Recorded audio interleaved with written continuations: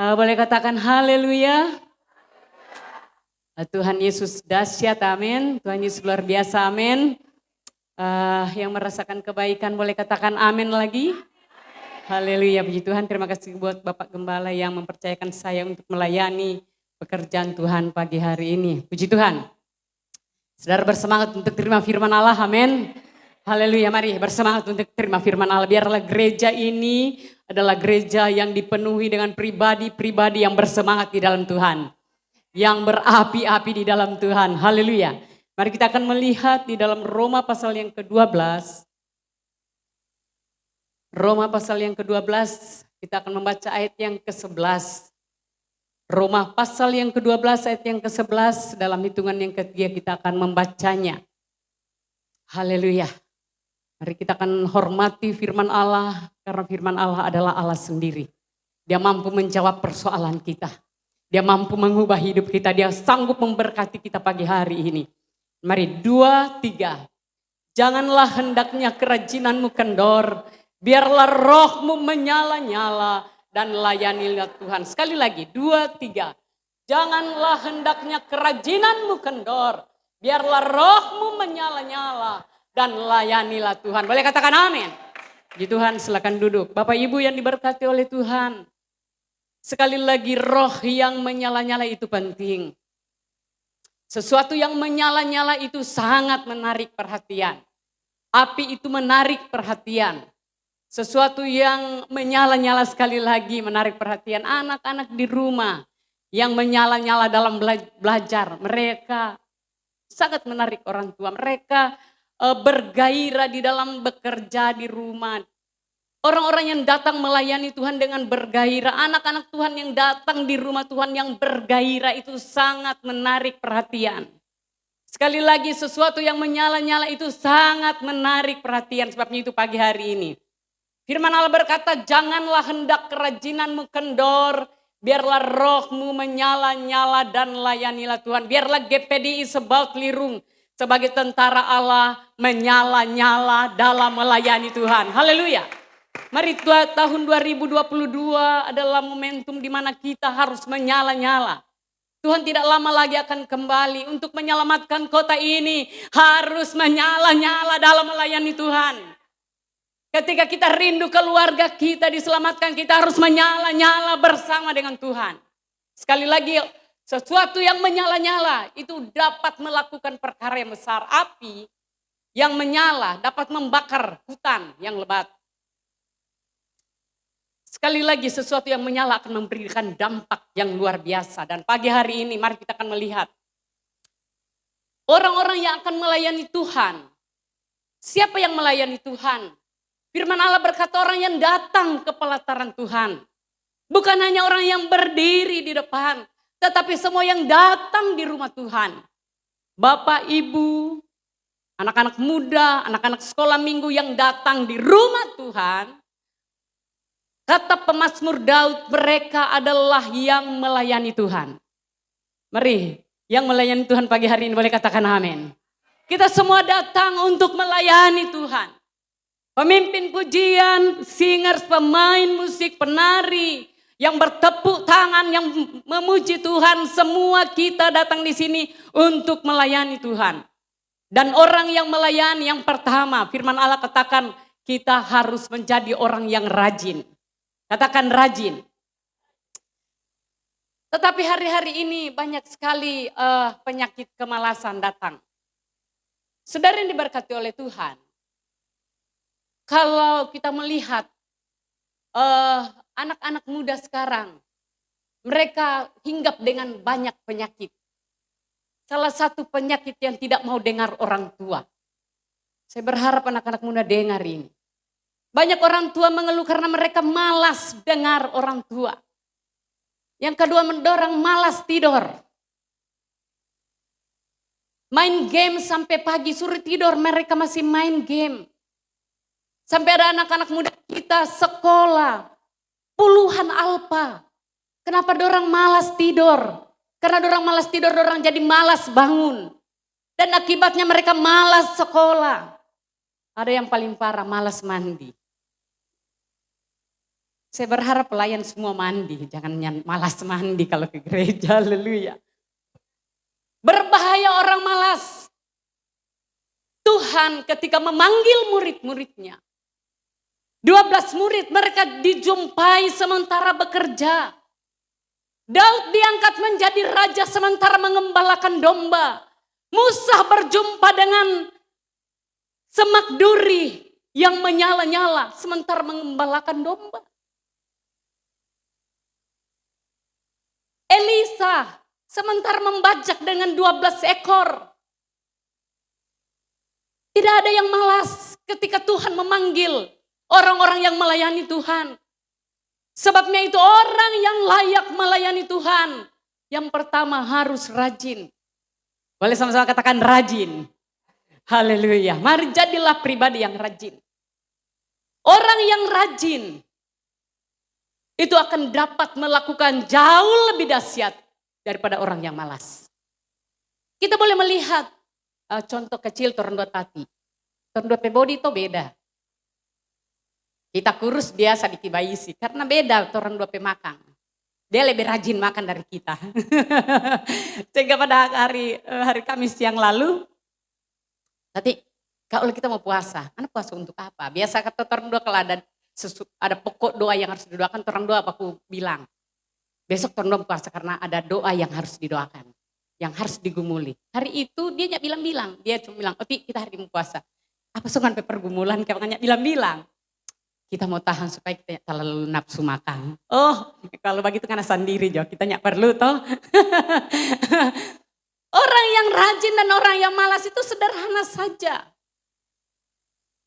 Sangat kelihatan hasilnya. Orang yang malas, yang melayani di rumah Tuhan, itu ada sesuatu yang berkaitan dengan apa yang kita lakukan di rumah. Apa yang kita lakukan di pekerjaan kita dan lain sebagainya. Orang tidak akan pernah rajin ke gereja. Orang sulit untuk melayani dan dipercayakan Tuhan. Kalau dia adalah pribadi yang malas. Sekali lagi, kalau ibu-ibu malas ngurus suami, dia sulit dipakai oleh Tuhan untuk melayani Tuhan. Anak-anak sekolah, malas sekolah, malas dengar orang tua. Dia boleh melayani Tuhan tetapi tidak akan maksimal dalam pelayanannya. Saudara yang diberkati oleh Tuhan, saya boleh melihat bertahun-tahun di dalam pelayanan. Saya boleh melihat bagaimana anak-anak yang malas sekolah dan mereka yang rajin. Walaupun sekali lagi ada yang lebih pintar, tetapi karena dia malas. Orang yang setengah pintar karena dia rajin. Pada akhirnya orang yang terlalu pintar karena dia rajin, dia lebih sukses. Sebabnya itu saudara yang diberkati oleh Tuhan. Kalau kita rindu melakukan perkara yang lebih, kita rindu dipakai oleh Tuhan lebih, kita tidak boleh menjadi orang yang malas. Di dalam firman Allah berkata, di dalam Amsal 10 ayat 26, seperti cuka bagi gigi dan asap bagi mata. Demikian si pemalas bagi orang yang menyuruhnya. Karena orang so biasa malas ketika kasih jadwal pelayanan. Dia banyak alasan. Kenapa? Karena malas. Sebabnya itu saya berharap orang yang datang melayani di rumah Tuhan. Orang kalau malas, ujang sadiki, dia tidak akan datang ke gereja. Saya teringat beberapa minggu yang lalu, orang pemami soan, tiba-tiba orang bisa mami soan pusing. Ternyata mami soan sudah sakit beberapa hari dan anaknya Ceni sudah melarang jangan ke gereja mami karena mami masih sakit. Nyanda, mami hari ini tugas melayani. Walaupun sakit mami harus pergi, tetapi tiba-tiba sakit dan harus pulang. Orang yang rajin, sekali lagi orang yang rajin tidak akan pernah banyak alasan ketika melayani di rumah Tuhan. Anak-anak Tuhan yang rajin tidak akan banyak alasan ketika datang beribadah kepada Tuhan. Sekali lagi Tuhan butuh orang yang rajin. Tuhan rindu orang yang rajin. Yang akan naik melayani, dengar dengan baik. Jadilah orang rajin kalau engkau rindu maksimal dalam pelayanan. Saya ketika ada singers yang akan baru naik. Saya katakan jangan pelayananmu jadi alasan tidak mengurus rumah tanggamu. Jangan pelayananmu jadi alasan untuk tidak atau melalaikan apapun yang menjadi tanggung jawab kita. Tidak boleh. Kita harus jadi orang yang rajin, itu yang pertama. Dan saudara yang berkati oleh Tuhan, sekali lagi orang rajin itu gampang berhasil. Pemimpin pujian yang berhasil ketika dia rajin belajar. Saya memimpin pujian, saya belajar di Hillsong. Saudara tahu gereja Hillsong yang ada di di Australia, itu guru saya. Saya walaupun hanya dengar, saya melihat dan saya tiru mereka bernyanyi, saya banyak belajar. Orang yang dipakai oleh Tuhan memainkan musik dengan baik adalah orang yang rajin berlatih. Penyanyi yang akan baik bernyanyi ketika dia rajin melatih untuk bernyanyi. Orang yang rajin datang ke gereja, dia harus berlatih untuk berjuang datang ke gereja. Orang yang rajin berdoa dia harus berlatih untuk tadi Pak, seperti saudari Ola bilang, bangun pagi berjuang untuk bangun berdoa. Harus melatih menjadi rajin. Dan sekali lagi orang yang rajin akan jauh lebih berhasil dari orang yang malas. Orang yang rajin akan jauh lebih dipakai oleh Tuhan daripada orang yang malas. Anak-anak Tuhan akan menjadi kesaksian bagi dunia kalau dia rajin. Bukan menjadi orang yang malas. Saya berharap ketika kita dengar firman Allah. Mari bangkitkan kegairahan kita. Saya harus menjadi pribadi yang rajin. Tuhan sekali lagi. Tuhan tidak akan pernah memilih orang-orang yang malas. Tetapi orang-orang yang rajin yang akan dipilih untuk melayani Tuhan. Orang yang beribadah seperti pagi hari ini. Orang yang malas tepuk tangan. Orang yang malas bernyanyi. Akan berbeda di hadapan Tuhan. Orang yang malas menyembah. Orang yang saya sudah haleluya. Engkau santai saja. Akan berbeda di hadapan Tuhan. Saya mau katakan ketika kita datang melayani di rumah Tuhan. Mari jadi pribadi yang rajin. Jadi pribadi yang rajin. Haleluya. Hal yang kedua. Orang yang melayani Tuhan harus penuh semangat. Boleh katakan bersemangat. Di dalam Amsal pasal yang ke-18. Amsal pasal yang ke-18. Orang yang bersemangat dapat menanggung penderitaan. Tetapi siapakah yang memulihkan semangat yang patah? Orang yang bersemangat. Firman Allah katakan dia dapat menanggung penderitaan. Tidak ada satu orang pun yang tidak mengalami pencobaan, tidak mengalami penderitaan, tidak mengalami tantangan, hidupnya mulus saja. Semua kita mengalami persoalan, masalah, tantangan, sakit penyakit.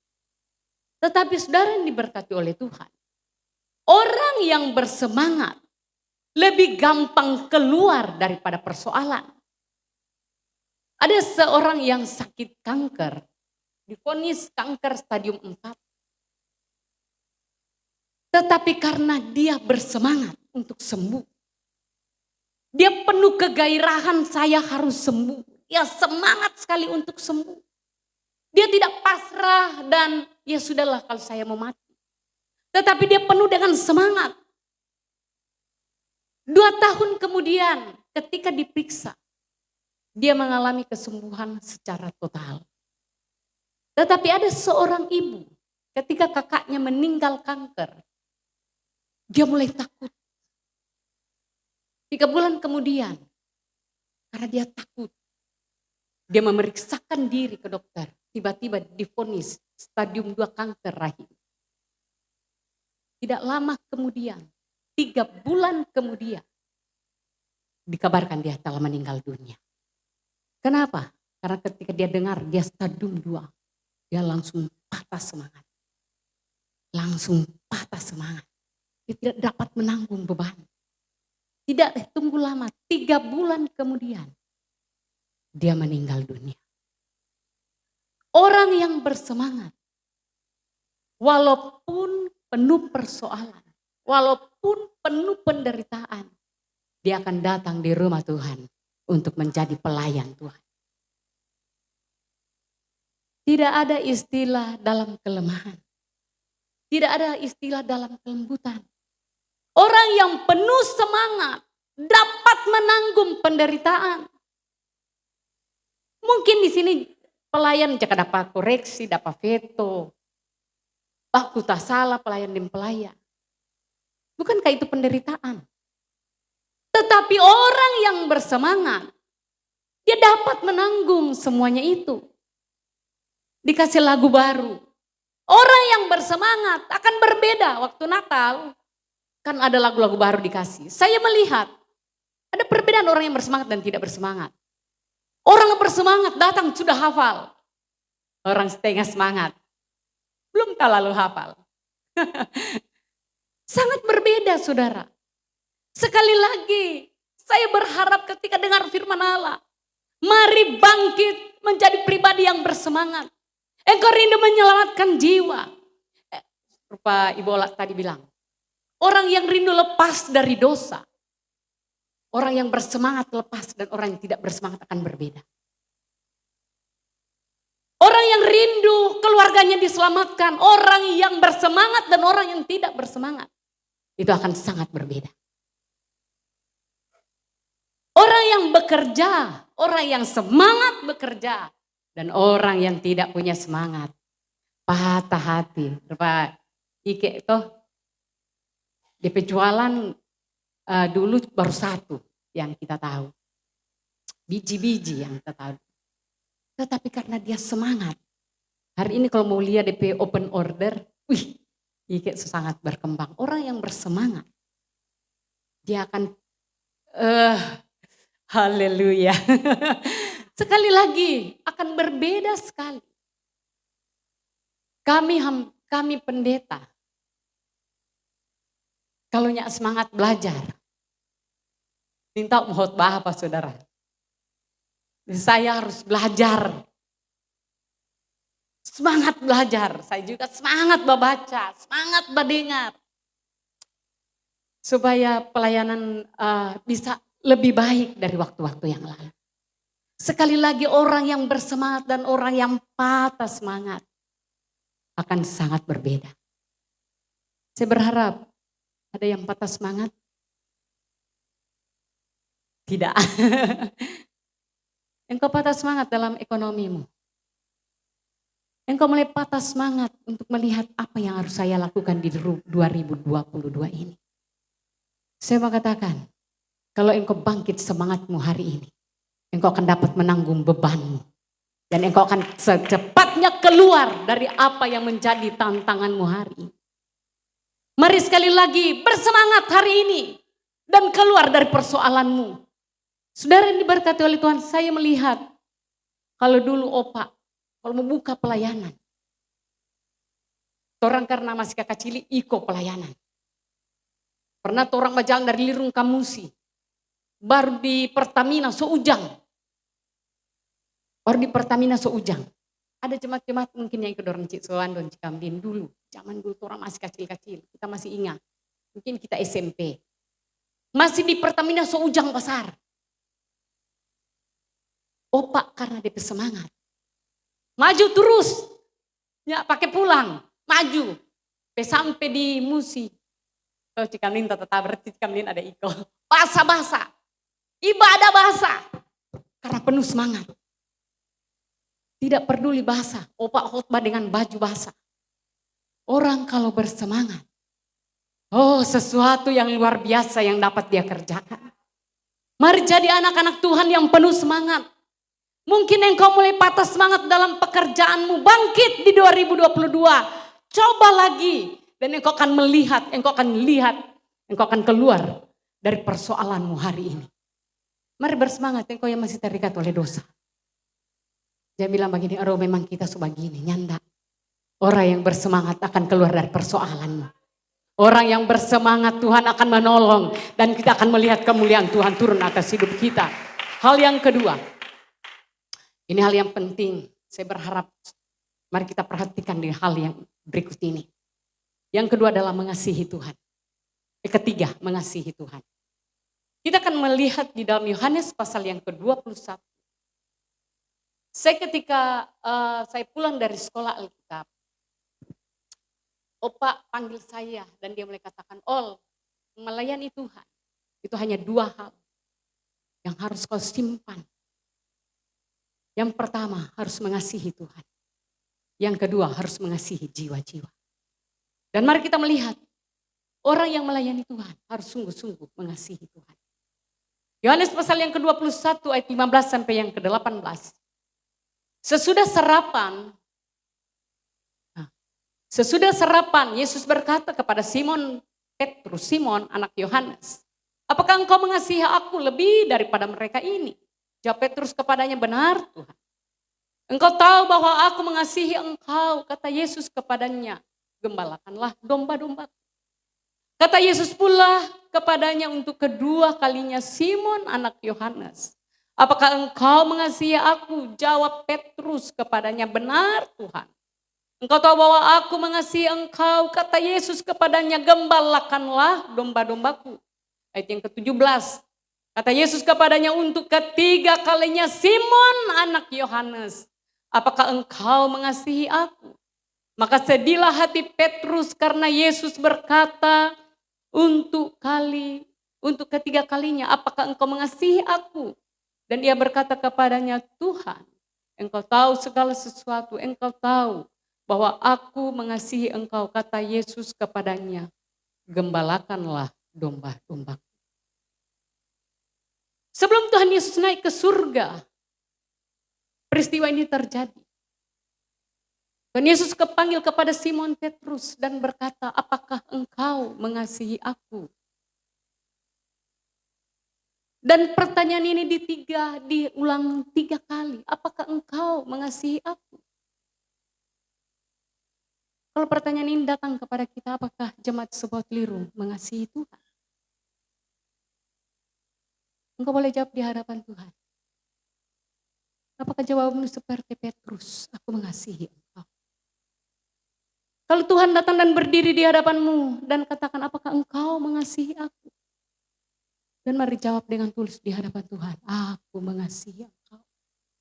Saudara yang diberkati oleh Tuhan, pengulangan pertanyaan Yesus. Itu juga para pakar teologi, mereka menarik kesimpulan bahwa mengapa Tuhan Yesus bertanya sampai 3 kali? Ini untuk mengingatkan Petrus bahwa ketika Yesus akan disalibkan, dia menyangkal Yesus 3 kali. Dan ketika Tuhan bertanya, ini berbicara bagaimana Tuhan mengampuni dia sebanyak 3 kali. Kalau kita boleh melihat penulisan dari khas orang Semit, itu kata yang diulang. Kalau 2 kali diulang, itu artinya very. Tetapi pengulangan 3 kali, itu extremely. Sekali lagi, orang Semit, suku Semit, itu kalau mereka mengulang 2 kali, itu very. Jadi kalau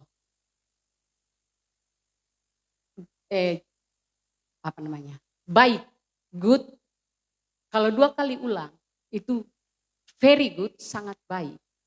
Tetapi kalau 3 kali ulang, itu extremely good atau lebih baik dari very good.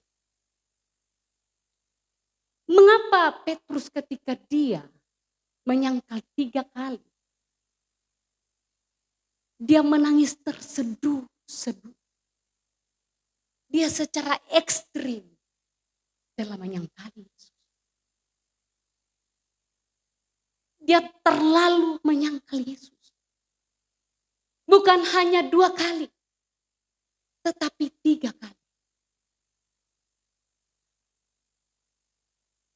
Ketika Tuhan bertanya, di hal yang ketiga Petrus kembali menangis. Kenapa? Dia melihat betapa kasih Allah secara ekstrim mengampuni Petrus.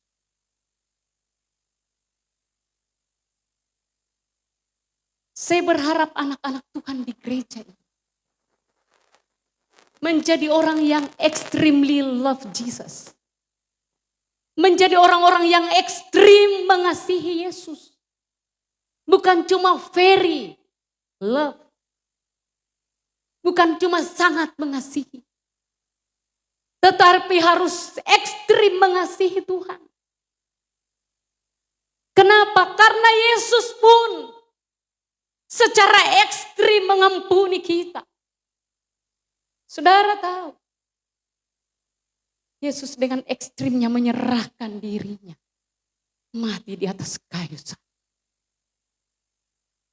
Tidak ada pengorbanan yang lebih baik dari pengorbanan Yesus.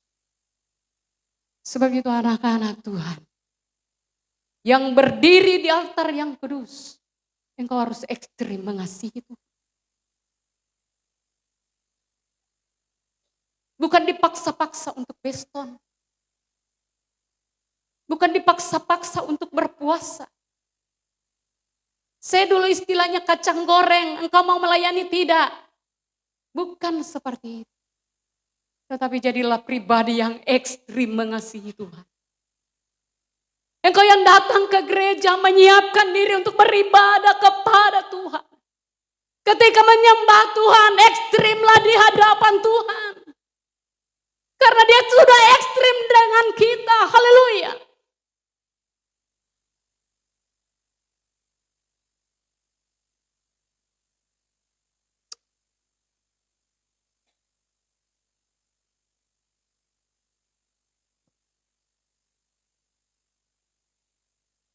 Dia luar biasa. Karena banyak orang tidak ekstrim dengan Tuhan. Dia hanya mengasihi Tuhan. Very love aja tidak sampai. Apalagi ekstrim. Tetapi yang dirindukan oleh Tuhan. Orang yang menyala-nyala itu adalah orang yang ekstrim dengan Tuhan. Diperhatikan dengan baik semua pelayan Tuhan.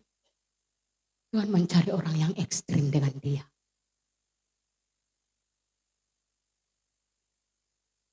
Petrus diingatkan. Engkau rindu mengembalakan domba-domba. Engkau harus ekstrim dengan mengasihi Tuhan. Haleluya.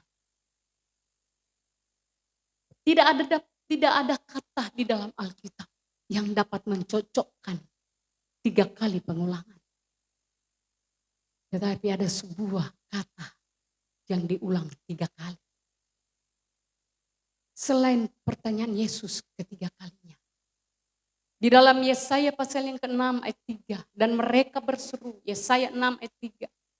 Dan mereka berseru seorang kepada seorang, katanya, kudus, kudus, kuduslah Tuhan. Semesta alam, seluruh bumi penuh kemuliaannya. Wahyu 4 ayat 8. Dan keempat makhluk itu masing-masing bersayap 6 sekelilingnya. Dan di sebelah dalamnya penuh dengan mata. Dan dengan tidak henti-hentinya mereka berseru siang dan malam. Kudus, kuduslah Tuhan Allah. Yang maha kuasa yang sudah ada. Dan yang ada dan yang akan datang. Yang kita sembah, dia adalah Allah yang maha kudus. Dia akan mencari orang-orang yang sangat mengasihi dia. Kita tidak boleh datang kepada Tuhan dengan biasa saja. Ada dulu bilang setor muka. Kita tidak akan mempercayakan perkara yang besar. Sekali lagi dengar dengan baik. Ke gereja bukan urusan dengan manusia. Tetapi urusan saya dan dengan Dia Allah yang kudus. Kudus. Kuduslah Tuhan. Untuk melayani Tuhan bukan urusannya dengan manusia. Melayani Tuhan tidak akan pernah berurusan dengan manusia. Tetapi urusan kita adalah dengan Dia yang sungguh-sungguh kudus. Sebabnya itu mari kasihi Tuhan lebih dari kekuatan. Tuhan mengajarkan. Kalau ada orang berbawa, panggil engkau berjalan 1 mil. Berjalanlah dengan dia 2 mil. Ketika orang akan meminta pakaian, berikanlah jubahmu. Mari di tahun 2022 ini, kita secara ekstrim mengasihi Tuhan. Supaya kota ini diselamatkan oleh Tuhan. Supaya keluarga kita diselamatkan oleh Tuhan. Gereja ini akan dipercayakan untuk menggembalakan domba-domba yang ada di kota ini. Tuhan akan mempercayakan kita untuk menggembalakan banyak jiwa-jiwa yang akan datang kepada Tuhan. Seperti Petrus yang dipercayakan oleh Tuhan. Saudara yang diberkati oleh Tuhan. Ketika Petrus secara ekstrim mengasihi Tuhan. Tiba-tiba turun Roh Kudus. Sekali berkhotbah, coba lihat orang yang ekstrim. Sekali berkhotbah 3.000 orang diselamatkan. Orang yang ekstrim akan melakukan perkara yang besar. Engkau lihat ekonomimu akan diangkat oleh Tuhan. Engkau rindu melihat keluargamu akan dipulihkan oleh Tuhan. Engkau melihat hari-hari baik di depanmu. Engkau harus ekstrim mengasihi Tuhan. Mari kasihi Tuhan lebih dari kekuatan kita, lebih dari kemampuan kita. Karena Dia lebih dahulu mengasihi kita secara dahsyat dan luar biasa. Haleluya. Yang mau ekstrim mengasihi Tuhan boleh katakan amin. Boleh katakan amin. Haleluya.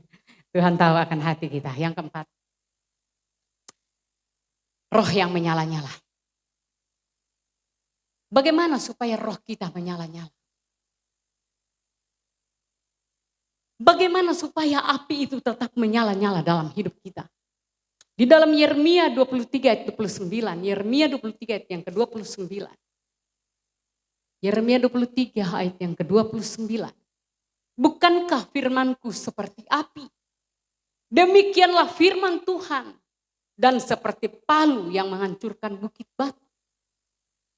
Untuk menerima api, kata firman Allah, bukankah firmanku seperti api? Untuk menerima api, kita harus menerima firman Allah. Momentum menerima firman Allah, itu adalah momentum di mana kita akan menyalakan api dalam hidup kita. Api dalam hidup ini tidak dapat dinyalakan oleh apapun.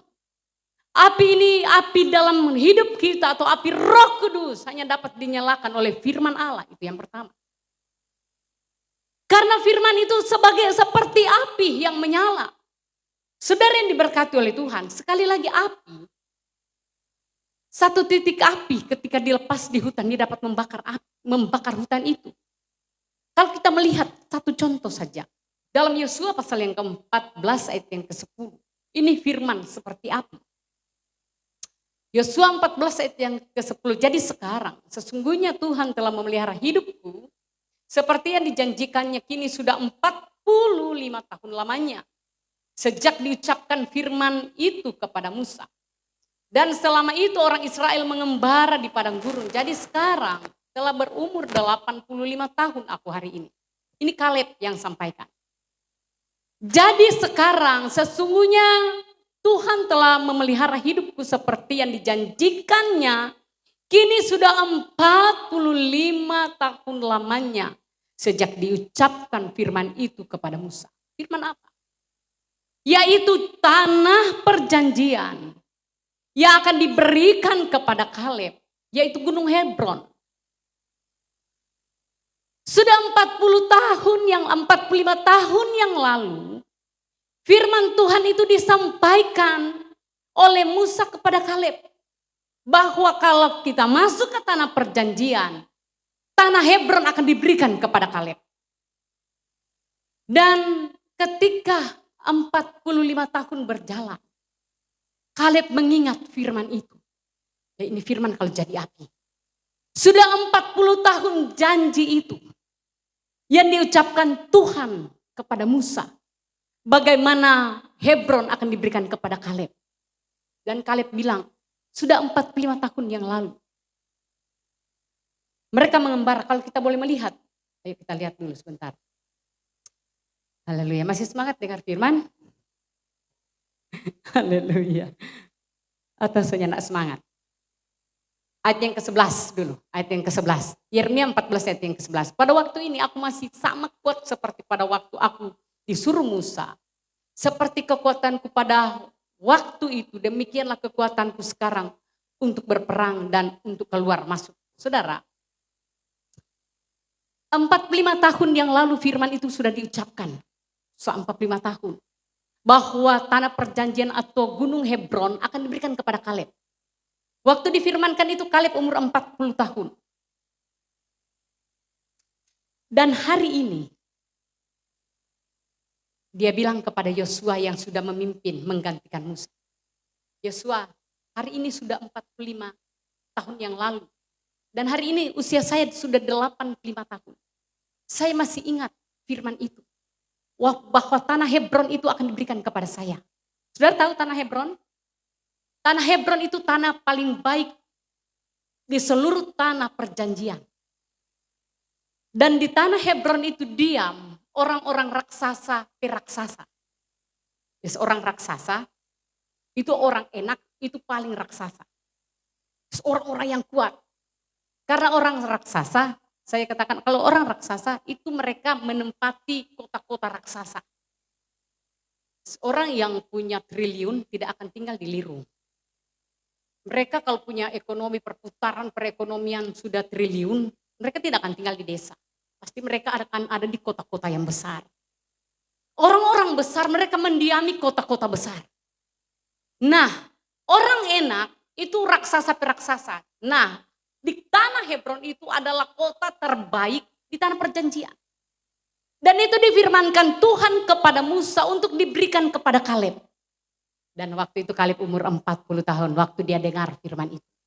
Dan dia bilang, Yosua, 85 tahun kita. Karena tahu Musa, nggak tahu Yosua, kekuatanku masih sama seperti 45 tahun yang lalu.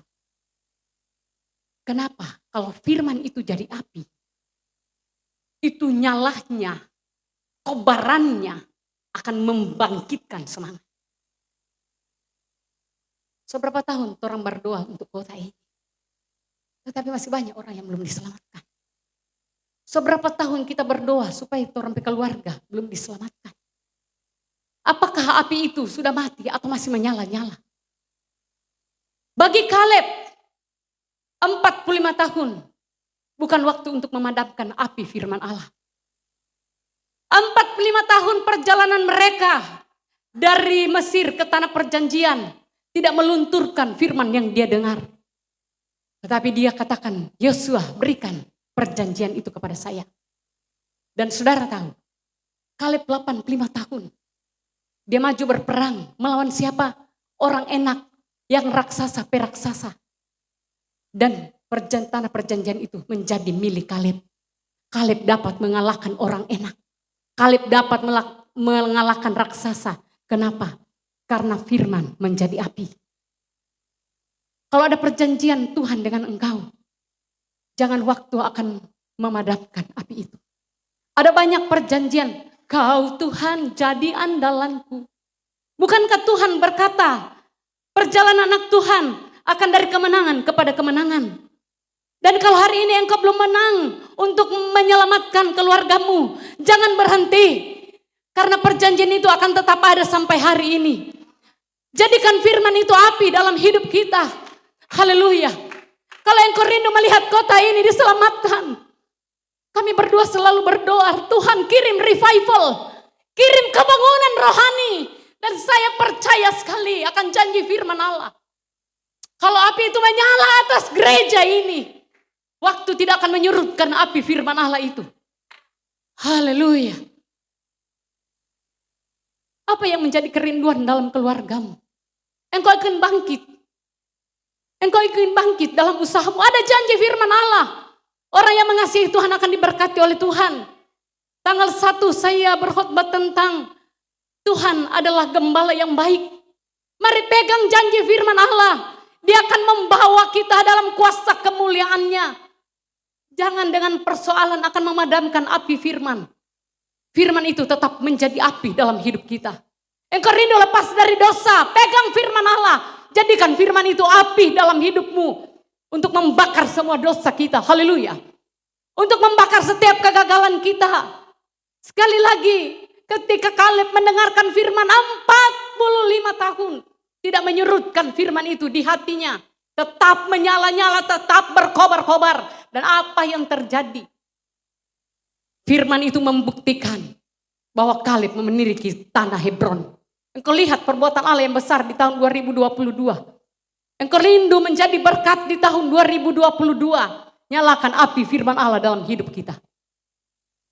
Mari pegang janji firman Allah. Bagaimana api itu harus menyala? Mari baca firman Allah setiap hari. Bagaimana kita tahu tentang janji Allah kalau kita tidak membaca firman? Mari baca firman Allah setiap ada waktu. Dan jadikan itu api yang menyala dalam hidup kita. Baca firman Allah dan jadikan firman itu api yang membakar hidup kita. Untuk menerima janji-janji Tuhan. Haleluya. Saya percaya sesuatu yang besar akan Tuhan kerjakan bagi gereja ini. Saya sangat percaya di tahun 2022 ini ada kemenangan lepas kemenangan. Ada kemuliaan lepas kemuliaan. Ada kedahsyatan lepas kedahsyatan. Mari pelayanan penuh dengan api. Saya masih ingat sebuah kesaksian.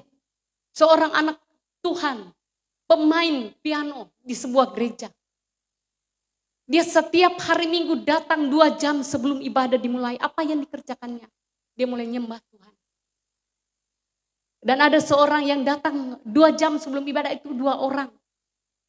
1 pemain piano, 1 orang lumpuh yang akan meminta-minta di depan gereja. Setiap minggu selama 2 tahun. Tetapi pada satu hari, ketika dia sementara memainkan piano, belum ada jemaat datang. Baru dia dan orang lumpuh. Tiba-tiba dia sementara nyembah Tuhan. Sementara nyembah Tuhan. Tiba-tiba orang lumpuh ini mulai masuk dalam gereja. Dan dia mulai berteriak, saya sudah berjalan, saya sudah berjalan. Api akan melakukan sesuatu yang besar. Mari jangan berhenti untuk menyalakan api itu dalam hidup kita. Bacalah firman Allah setiap saat dan setiap waktu. Dan jadikanlah itu api yang menyala-nyala dalam hidup kita. Untuk Tuhan percayakan perkara-perkara yang besar di tahun ini. Haleluya. Mari jangan berhenti. Yang kedua, bagaimana menyalakan api? Di dalam Kisah pasal yang pertama, ayat yang ke-8. Kalau Rohku turun atas hidupmu, engkau akan menerima kuasa. Kalau Roh Kudus turun, kita akan menerima kuasa. Orang berkuasa bagaimana? Saudara boleh membayangkan kalau kita menerima kuasa. Kuasa bukan pekerjaan manusia. Kalau Roh Kudus turun ke atas hidup kita, kita akan menerima kuasa. Orang yang berkuasa kalau mau bekerja. Orang yang berkuasa kalau mau melayani Tuhan. Orang yang berkuasa kalau mau menyembah Tuhan. Orang berkuasa kalau datang ke gereja. Saya ingat seorang pendeta yang pernah mendoakan saya. Dia bersaksi, ada seorang ibu janda melayani. Dan ada seorang yang suka sekali protes di gereja itu. Dia suka membuat kerusuhan dalam gereja itu. Dan pendeta ini yang mendoakan saya itu datang ke gereja itu. Dan Tuhan mulai katakan kepada dia. Ibu pendeta ini tidak bercerita. Bahwa ada seorang bapak yang suka sekali. Tanduk-tanduk Pak ini ibu gembala. Maka Tuhan suka saya tahu. Wah pendeta ini. Ada bapak itu akan datang hari ini. Itu ibu gembala, mari Pak gembala duduk. Kita mau duduk, kita mau jadi asar hari ini. Waktu itu bapak datang dengan baju putih. Belum jauh, Tuhan sudah berbicara bapak itu yang suka bertanduk dalam gereja. Suka bikin persoalan dalam gereja. Nah, Tuhan tolong. Waktu dia sampai di depan gereja. Ini pendeta ini dia pegang tangan. Pak ini bapak ini. Tidak hitung detik. Dia salah. Bapak ini langsung jatuh. Dan putus nyawa. Langsung meninggal di depan gereja. Orang kalau melayani. Dan Roh Kudus turun dalam hidup kita. Kita menerima kuasa kata firman Allah. Kita akan menerima kuasa. Sebagai ibu rumah tangga di rumahmu, engkau akan melihat dan terheran-heran. Sesuatu yang berbeda akan terjadi. Di pekerjaanmu, apapun, kalau kita penuh dengan kuasa, akan berbeda dengan orang yang lain. Di dalam pelayanan, orang yang menerima kuasa, pelayanannya akan jauh lebih berbeda. Dari orang-orang yang biasa-biasa saja. Sebab itu mari, terima Roh Kudus. Penuhi hidup kita dengan Roh Kudus. Kita yang duduk beribadah di bawah. Yang penuh dengan kuasa akan berbeda dengan orang yang biasa-biasa saja. Satu lagi kesaksian nih, satu lagi. Terakhir, ada seorang buta di sebuah desa. Dia sangat terbeban dengan gerejanya. Dia sangat terbeban dan dia mulai berdoa, Tuhan tolong gereja ini, Tuhan tolong gereja ini. Reinhard Bonnke tahu penginjil terbesar dunia. Biarlah Bapak Reinhard Bonnke datang ke gereja ini dan khotbah di gereja ini. Nyana mungkin. Karena mereka di desa. Tetapi beberapa tahun dia berdoa. Tuhan Reinhard Bonnke kirim supaya terjadi kegerakan di desa ini. Tiba-tiba satu ketika. Pendeta Reinhard Bonnke itu datang dari satu negara ke negara yang lain. Melewati desa ini. Dan ketika dia habis berkhotbah 3 malam. Dia lewat di desa itu. Dan Tuhan mulai berbicara singgah di desa itu. Ini orang buta yang berdoa. Singgah di desa itu. Dan ketika gereja itu menerima mereka terheran-heran. Kenapa ini pendeta ini datang ke gereja ini dan mau berkhotbah. Sementara dia pendeta yang berkhotbah di jutaan orang. Pernah dia berkhotbah di 7 juta orang. Ini pendeta Reinhard Bonnke ini. Kenapa dia datang untuk berkhotbah di gereja yang sangat kecil ini dan mati-mati ayam. Orang buta ini. Dan dia katakan, saya akan berkhotbah 3 malam di desa ini. Di pengumuman lah, dan datanglah banyak orang. Ketika dia mulai khotbah, dia merasa sesuatu yang menutup gereja itu. Dia merasa khotbah hari yang pertama, tidak ada gairah. Dan dia mulai ketika dia habis berkhotbah, dia datang ke kamar tidurnya. Dia katakan, Tuhan, bukankah saya sudah salah datang? Mengapa tidak terjadi sesuatu? Mengapa khotbah saya biasa saja? Ada apa dengan desa ini? Ada apa dengan gereja ini? Tetapi pada hari yang kedua, ketika dia mau berdiri berkhotbah, dia melihat ada seorang yang berpakaian putih yang berkilau-kilauan di tengah-tengah gereja itu. Ketika dia melihat pribadi ini, dia mulai berkhotbah dengan semangat. Dan malam itu terjadi kegerakan rohani yang besar. Terjadi kebangunan rohani yang besar. Dan ketika selesai menutup ibadah, dia cari orang ini. Semua sudah pulang, orang ini tertinggal di tempat duduk dan dia jumpai. Bapak, dia berkenalan. Dan dia katakan, Bapak, apakah Bapak tadi malam tidak datang ke gereja ini? Saya tidak datang. Karena Bapak tidak datang, saya sakit tadi malam. Lalu dia melihat, Bapak buta ya? Ya saya buta. Dia bilang, terus ini Bapak pendeta Reinhard Bonnke tanya, ada apa dengan Bapak? Pak, dan dia mulai cerita, saya beberapa tahun ini berdoa. Supaya Bapak datang ke gereja ini. Dan biarlah gereja ini dan desa ini mengalami lawatan Tuhan. Yang pantas setelah saya duduk dan berkhotbah. Saya melihat Bapak memakai baju putih yang berkilau-kilauan.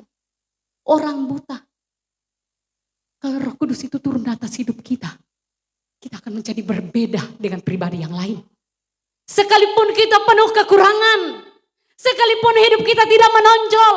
Tetapi kalau kuasa Allah itu turun atas hidup kita. Kita akan memberi dampak. Terjadi sebuah kegerakan rohani yang besar. Tuhan tidak pernah mencari orang yang wow, tidak. Tetapi Tuhan mencari orang yang rindu. Dipenuhkan dengan Roh Kudus. Saudara yang berkati Tuhan. Kalau kita rindu melihat gereja ini. Akan mengalami tuaian jiwa-jiwa. Jadilah pribadi-pribadi yang dibakar dengan api Roh Kudus. Puji Tuhan, kebenaran firman Allah saya tibakan di sini.